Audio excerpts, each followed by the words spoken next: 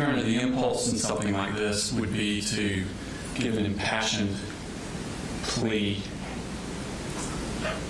but I can't match the eloquence of the victims when they spoke on Friday, and I cannot comprehend the depths of their loss. So I will leave that with them, because I think they touched on it perfectly. But I do want to talk about Mr. Gray. I think it's become abundantly clear through the state's presentation of evidence that the ultimate goal of all of his actions and his underlying motive was to be famous, not in the sense that we adults think of fame, but specifically famous and popular within this subculture community known as the TCC. He self-identified as this, and he was an active, exuberant member of this group. And when this case happened, coming into it with an adult's perspective, and the investigation caught Colt right then, and then quickly in the days after started to notice the guilt of his father, I kind of put aside thinking about Colt. And as the father's case went forward, I focused more on the father and what the father was doing. And it wasn't until after that trial, when we thought about this trial and this sentencing, that I started turning back to what was in Colt's mind. And I'd always just assumed that he was just this kid, had a bad upbringing, got wrapped up in this adoration of school shooters, and then he went and did this horrific act. And I just assumed that his response was, "Oh my God, what have I done?" And it wasn't until this summer when I started digging into what Colt was thinking that the horror of what happened is not even the end of it. Because the shooting was not the culmination of the plan. The shooting was just one of the steps of the plan. The plan was ultimate and lifelong fame inside the TCC. He took steps before the shooting took place to put Easter eggs, callbacks into the case, anticipating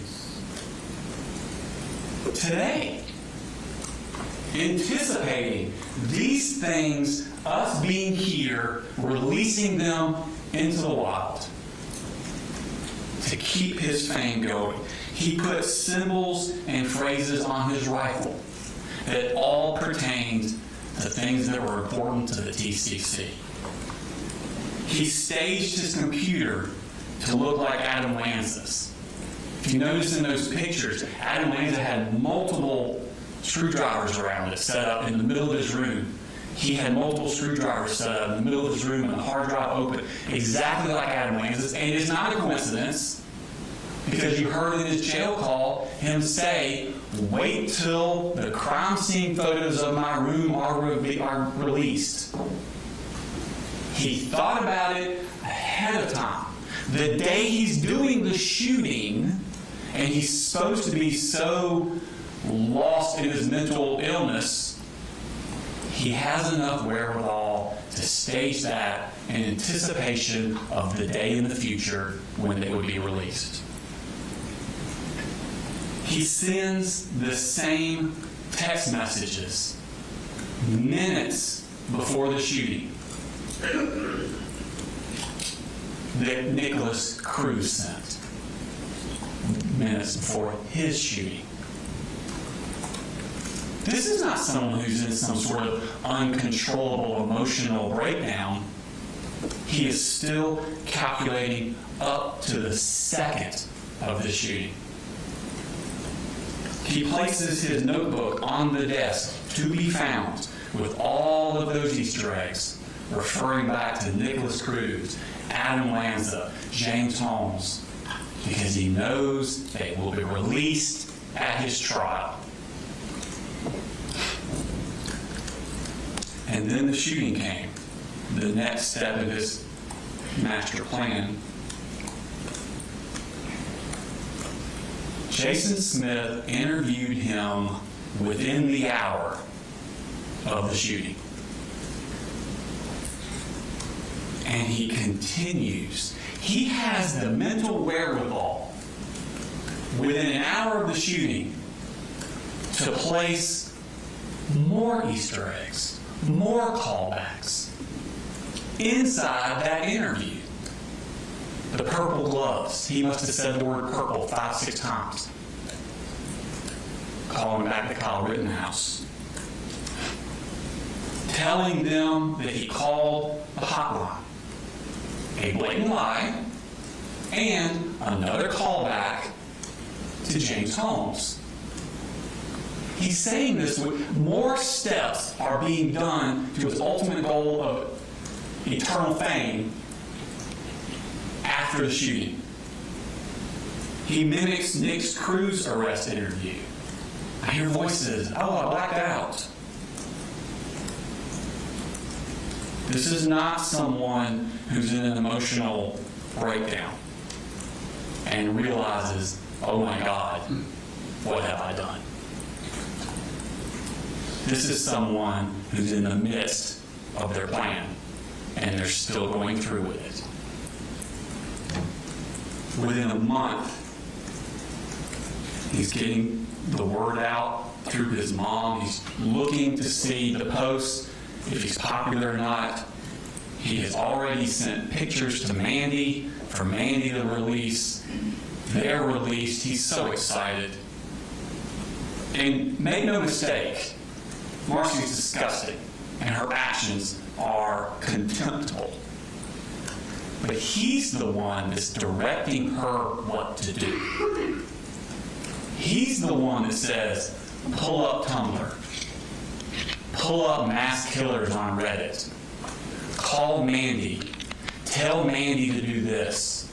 Make sure that happens. I know she's supposed to be the parent, but he's the one that's directing all this.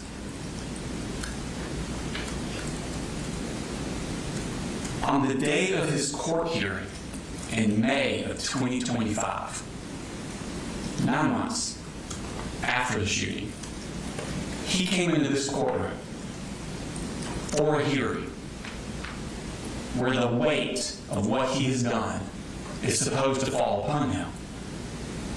And he's supposed to contemplate his rehabilitation, his sentencing, what is going to happen to me legally that day.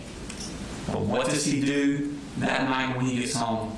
He's back on the internet, back in the TCC, concerned about what those people in the TCC think about his hair. And he's saying, get the word out. I'm going to grow my hair back out because they liked it longer.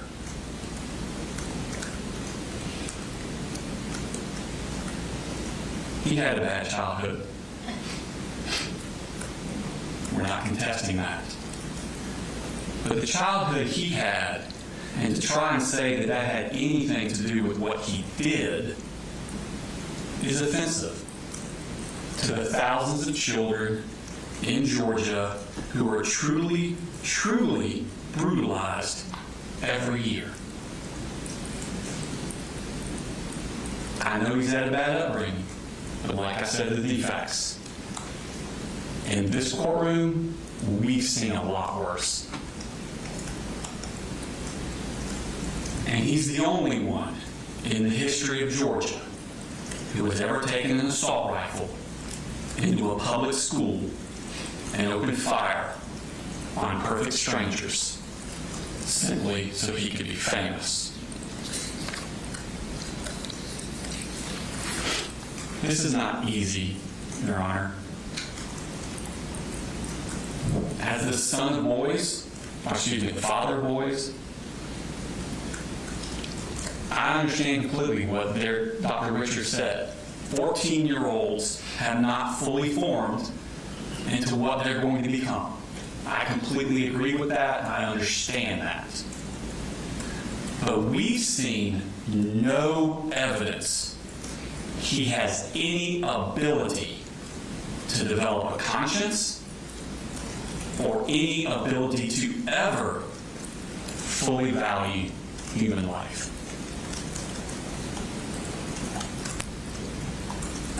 It's like a shark in the swimming pool. I don't know why the shark's the way he is. Is he born that way? He had bad parenting? Is it instincts? Something terrible? It's truly evil? I don't know why the shark is the way the shark is. But I do know one thing. He can't be in my pool. Colt Gray cannot be in society. And I ask you to sentence him to life without the possibility of parole. Thank you, Mr. Allen.